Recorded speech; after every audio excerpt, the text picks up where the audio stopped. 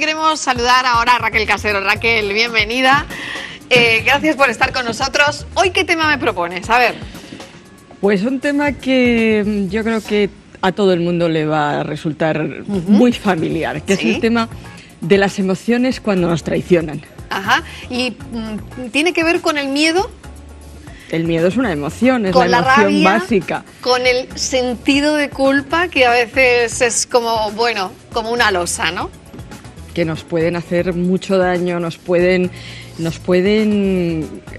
impedir ser nosotros mismos. Podemos llegar a ser otras personas, mucho menos desenvueltas, mucho menos amables, mucho menos eficaces, porque una emoción nos está atenazando. Bueno, ¿cómo controlamos todo eso, Raquel? Raquel viene al programa para entrenarnos y la verdad es que lo hace genial, y creo que a partir de ahora dejen todo lo que estén haciendo y escuchen atentamente, porque es una forma además de entrenar nuestro cerebro, nuestra mente, simplemente con alguna pauta que das a los telespectadores. En este sentido, de controlar algunas emociones que no nos gusta tener, y muchas veces menos en público, ¿no? Y sobre todo que la peor consecuencia de tener una emoción, estar muy cargados con una emoción, es que muchas veces no podemos controlar la manera en la que nos comportamos.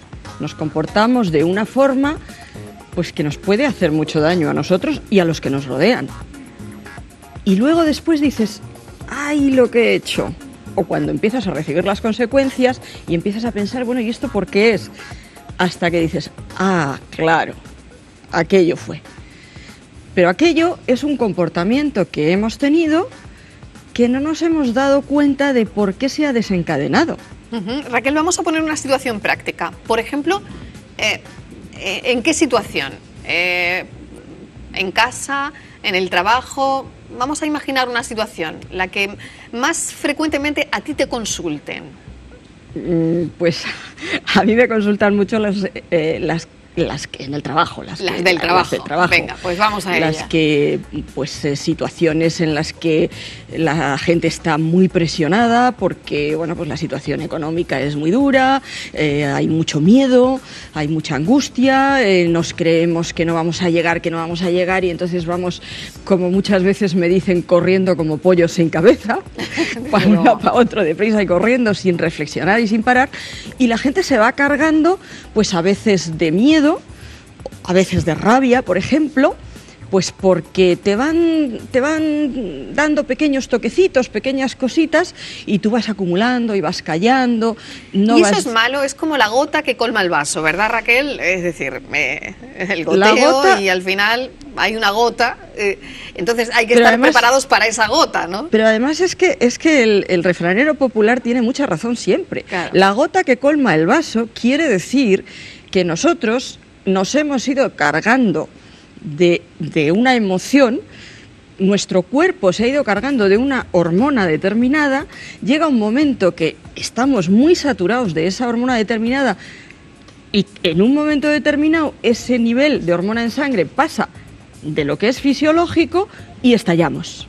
Entonces se produce un comportamiento instintivo, como este que vemos ahora mismo en la pantalla, que todo el mundo recuerda, cuando en el Mundial de Fútbol, pues un futbolista le dio un cabezazo a otro. Zidane, creo, si no me equivoco, ¿no? Zidane. Y además es curioso, porque todos teníamos a Zidane como un jugador, además el momento que era, ¿no? Creo que era ya pues, su retirada, último partido, si no me equivoco, algo así.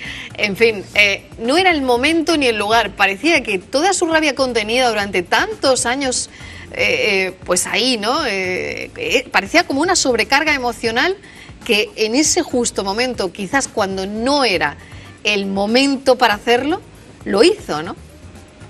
Lo hizo y bueno, probablemente se arrepintió un segundo más tarde, porque efectivamente así había sido una carrera modélica. Una persona, pues para ponerla como modelo de niños, como modelo de... Claro, me está comentando mi compañero de realización, León, que fue en el Mundial y fue en su último partido, efectivamente. Su último partido. Tal y como estábamos comentando, ¿no? Aparte de toda la carga que significa pues un Mundial y toda la presión, la gota que colmó el paso, eso que lo desencadenó fue pues que el otro jugador, Materazzi, llamó a su madre no sé qué. Efectivamente, algo así, sí. Efectivamente, le tocó en un punto, estaba Pero ya creo que muy probablemente cargado. Raquel muchísimas veces le habría pasado algo parecido, ¿no? En el terreno del juego o bueno, en la vida misma. ¿Has escuchado alguna vez alguna cosa que no te ha agradado y no es la primera vez que la escuchas, ¿no? Claro, pero sí, hay maneras de gestionar las emociones, no de controlar. Yo siempre hablamos de gestionar, no controlar, porque controlar es esconder, controlar es tapar, controlar es contener. Y una olla, hay un día que se abre la espita y explota. O sea, que no se abre la espita, que se llena demasiado de vapor y explota. Y ese día no controlas esa explosión.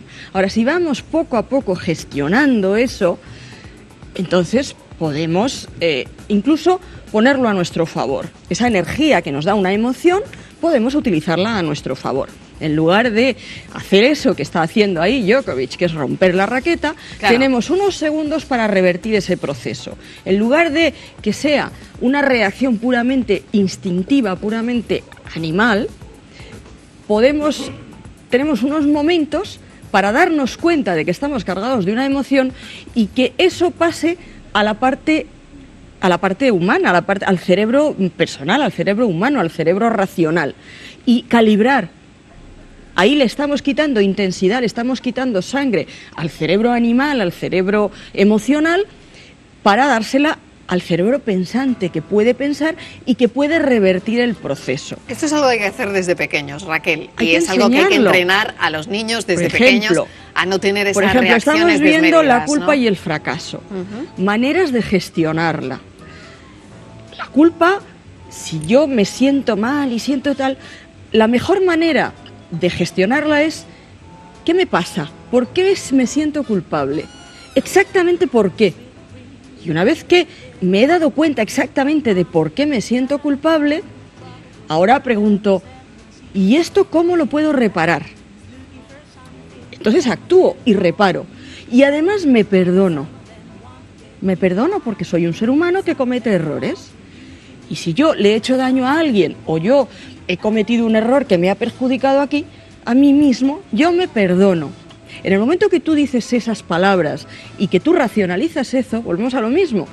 El cerebro pensante, el cerebro racional, el que nos diferencia de los animales, empieza a pensar, empieza a reclamar sangre, y esa sangre que está condensada en el cerebro animal y que está promoviendo un comportamiento, pierde la intensidad y ya somos capaces de gestionar esa emoción, de reparar lo que hemos hecho, de perdonarnos a nosotros mismos y de decir: ¿qué puedo aprender yo de todo esto? ¿Cuál es el aprendizaje? En ese momento ya el fracaso o la culpa no es algo negativo, no es algo terrible, no es una tragedia que se me echa encima y yo no puedo hacer nada con ello. Es algo que yo estoy gestionando, que estoy analizando y que además me sirve como aprendizaje. Dos pautas, Raquel, para cerrar. A ver, que la gente que está en casa lo pueda poner en práctica. Cuando tienes una reacción, cuando tienes un sentido de culpa que no te deja vivir, en fin, este tipo de cosas, ¿qué hay que hacer? ¿Cómo reaccionamos? Pues lo primero es darnos cuenta de que nos estamos sintiendo mal y preguntarnos: ¿por qué me siento mal? Preguntarnos a nosotros mismos con toda honestidad. Y preguntarnos a nuestro corazón, adentro: ¿por qué me siento yo mal? Y escucharnos a nosotros. Y cuando llevas un ratito en silencio contigo mismo, empiezas a darte cuenta de por qué te estás sintiendo mal. ¿Por qué me estoy sintiendo mal? ¿Qué emoción estoy sintiendo? Entonces me doy cuenta de que lo que tengo es miedo. Ah, lo que tengo es miedo. Y entonces voy a gestionar ese miedo. ¿Cómo gestiono ese miedo?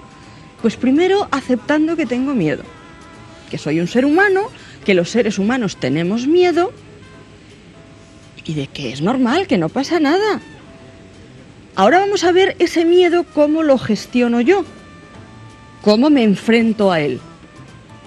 Como dice un libro maravilloso de Severiano Ballesteros, que se llama Las claves del golf para la vida, hablando de esto mismo, dice: coger el miedo por los cuernos, enfrentarlo, mirarlo, verlo, delimitarlo Y entonces, curiosamente, el miedo pierde muchísima entidad. Y se empieza a convertir en una cosa mucho más manejable. Ahora, yo tengo miedo a esto en concreto. ¿Y esto puede pasar o no puede pasar? Pues probablemente sea un 50% de posibilidades de que pase, ¿no? Porque el futuro, en fin, videntes no somos casi nadie. Entonces, pues me voy a quedar en que no va a pasar. Pues nos quedamos con eso. Ya está. Raquel Casero, muchísimas gracias. Siempre es un placer. Gracias. Hasta otro Igualmente, día. para mí también.